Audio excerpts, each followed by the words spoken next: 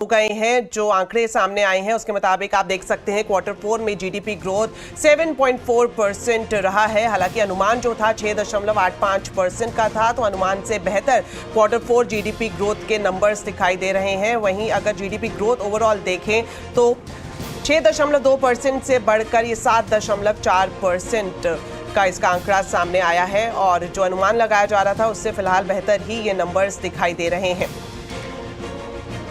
तो जीडीपी के नंबर्स पर एनालिसिस के लिए अब हमारे साथ जुड़ रहे हैं इंडिया रेटिंग रिसर्च के चीफ इकोनॉमिस्ट जीके पंत साहब। तो सर, स्वागत है आपका सीएनबीसी आवाज में। सर, सबसे पहले जीडीपी के जो नंबर सामने आए हैं, आपकी पहली प्रतिक्रिया जानना चाहेंगे। ये बाजार के और हमारी आशा के अनुरूप से बहुत ज्यादा नंबर है। हम लोगों का अनुमान 6.8% था, 6.8% फोर्थ क्वार्टर एंड पूरे साल का 6.3%। 7.4 जो है फोर्थ क्वार्टर और फुल ईयर 6.5 आंकड़ा जो है वो एक अच्छा आंकड़ा है।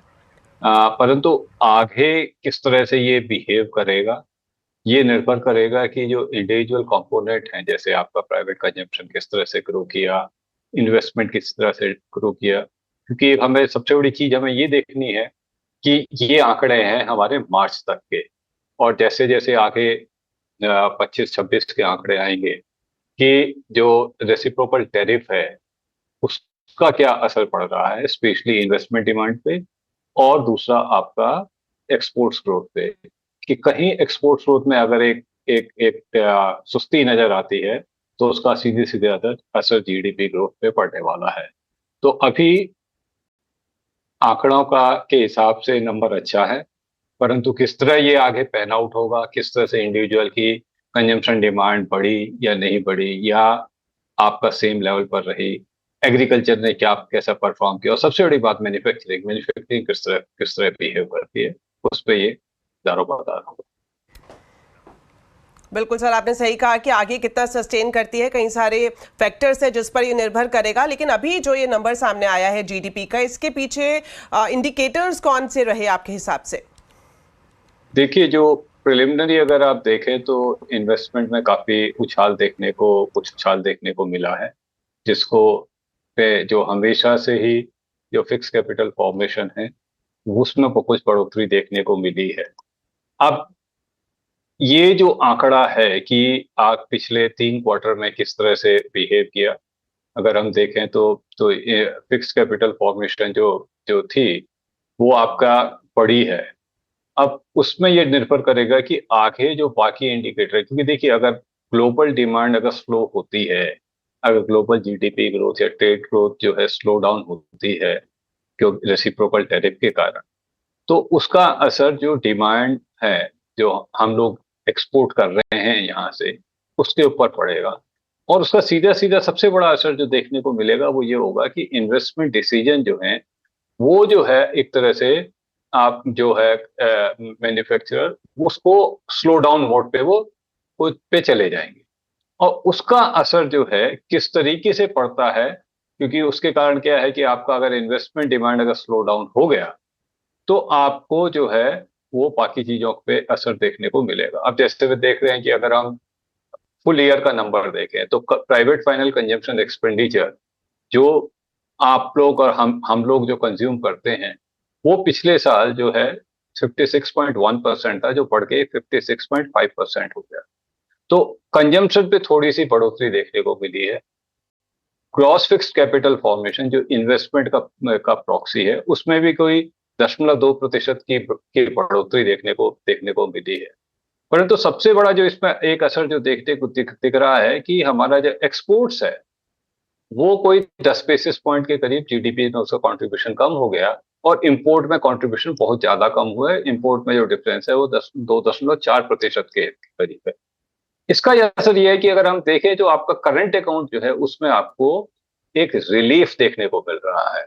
तो ये सब निर्भर करेगा कि आगे ये किस तरीके से ये चीजें बिहेव करेंगी। यहाँ से बिल्डअप जो है, अब जैसे हम कंजम्पशन की बात करें, मानसून अच्छा है, लगातार हमारे पास अगर अगर 2025 के मानसून और किस तरह ये ओवर स्पेस जून से सितंबर तक और टाइम इंडिया के ऊपर किस तरह बिहेव करता है, तो हमें देखिए पिछले 2 अच्छी क्रॉप मिली, खरीफ हमें अच्छा देखने को मिला पिछले साल, इस साल रबी हमें अच्छा देखने को मिला। अगर ये अच्छा रहता है तो हमें एक और खरीफ और एक और रबी, तो 4 क्रॉप जो है लगातार हमें एक अच्छा देखने को मिलेंगे। अब देखिए, अगर हम 2024 के बिल्कुल 23 में पंच पहुंचे, साहब, जिस तरह से 2023 आपने भी इस बात को मेंशन किया, मैं आपसे यही सवाल पूछना चाह रही थी कि मौसम विभाग ने इस बार जो प्रेडिक्शन किया है, मानसून सामान्य से ज्यादा रहेगा और अब तक हम देख रहे हैं अच्छा संकेत भी दिखाई दिया है, तो ऐसे में अब इन नंबर्स के बाद लग रहा है कि मानसून अच्छा रहेगा, ग्रोथ और ज्यादा बढ़ेगी? अब देखिए, उसमें क्या है कि कंजम्पशन में आपका, अगर हमारा जिस हिसाब से मानसून अच्छा है, थोड़ा मॉनेटरी ईजिंग हो रहा है, उसके कारण आपका इंटरेस्ट रेट इकोनॉमी में कम हो रहा है, तो उसके कारण आपको कंजम्पशन को एक बूस्ट मिलेगा। हमने देखा इस साल कोई 4-7% के करीब कंजम्पशन ग्रोथ हुआ, अगर वही रहता है तो वो एक अच्छा खासा पुश मिलेगा। अब पूरा जो दारोमदार इस चीज पे आता है कि इन्वेस्टमेंट किस तरह रिवाइव करता है। क्या इन्वेस्टमेंट में हम वही 6, 6.5 या 7% के करीब का ग्रोथ देखने को मिलता है? उसमें हिंदुस्तान के अपने कारण होने के अलावा जो ग्लोबली जो हो रहा है उसका एक भी बहुत बड़ा रोल प्ले करेगा उसमें। बिल्कुल सर, जो ग्लोबली सिनेरियो पर काफी कुछ निर्भर करता है, ऐसे में ये भी जानना चाहेंगे कि आपको लगता है आने वाले दिनों में कुछ चैलेंजेस भी देखने को मिल सकते हैं? देखिए, चैलेंजेस तो रहेंगे। सबसे बड़ा चैलेंज क्या है कि जो आपका ग्लोबल फैक्टर्स की हम बात कर रहे हैं, उसमें यह है कि अगर ग्लोबल डिमांड स्लो करती है तो हमारे यहाँ जो भी एक्सपोर्ट बेस्ड इंडस्ट्रीज हैं या एक्सपोर्ट बेस्ड कंपनीज हैं, उनके ऊपर असर पड़ेगा। अब अगर कंजम्पशन डिमांड रिवाइव करती है, क्योंकि इस समय हमें क्या है कि अर्बन कंजम्पशन जो है वो कंसर्न है, क्योंकि अर्बन कंजम्पशन अगर हम देखें, जो रूरल एरिया में रियल वेज जो है उसका ग्रोथ पॉजिटिव रहा है, परंतु अर्बन एरिया में क्या हुआ कि आपका जो मिनिमम वेजेस है वो, उनकी ग्रोथ जो है इन्फ्लेशन के साथ मैच नहीं कर पा रही। अर्बन वेजेस ग्रोथ जो है वो या तो जो पहले 8-9% थी वो 3-4 पे आ गई और प्रतिशत पे, और जो मिनिमम वेजेस हैं जो कंस्ट्रक्शन सेक्टर वाले हैं अर्बन एरिया में, वो कुछ नेगेटिव रहे। इसके इसके कारण क्या है कि आपका जो अर्बन डिमांड अभी भी एक कंस्ट्रेंट है। अब अगर यहाँ से आगे अगर मॉनेटरी ईजिंग फर्दर होती है, जो कि एक बहुत बड़ा रीजन है, क्योंकि आपका इन्फ्लेशन पूरे साल में 4% के आसपास या उससे कम रहने की उम्मीद है। हमारा ये मानना है जून में आरबीआई फिर एक रेट कट करेगा और पूरे साल में बचे हुए इस फिस्कल ईयर में कोई 50 से 75 बेसिस पॉइंट का और रेट कट आएगा। वो कुछ पैसा जो है वो मार्केट में, जो कंज्यूमर है उसके पास और पैसा हाथ में होगा कंज्यूम करने के लिए। जब तक ये कंजम्पशन डिमांड 7-8% पे नहीं बढ़ती रहती तो हमें इन्वेस्टमेंट में कंसर्न होगा। तो इन्वेस्टमेंट सबसे बड़ा कंसर्न है, क्योंकि धीरे धीरे सरकार को अपना हाथ इन्वेस्टमेंट से खींचना पड़ेगा, क्योंकि हमारा फिस्कल डेफिसिट लेवल ज्यादा है, डेट लेवल ज्यादा है, तो सरकार मत साल दर साल हमेशा के लिए ज्यादा कैपेक्स नहीं कर सकती। वो कैपेक्स अपना लिमिटेड रखेगा उन सेक्टर पे जहां पे बाकी प्राइवेट सेक्टर का कैपेक्स अट्रैक्ट हो। जिस समय स्थिति सही नहीं थी उस समय सरकार ने कैपेक्स किया।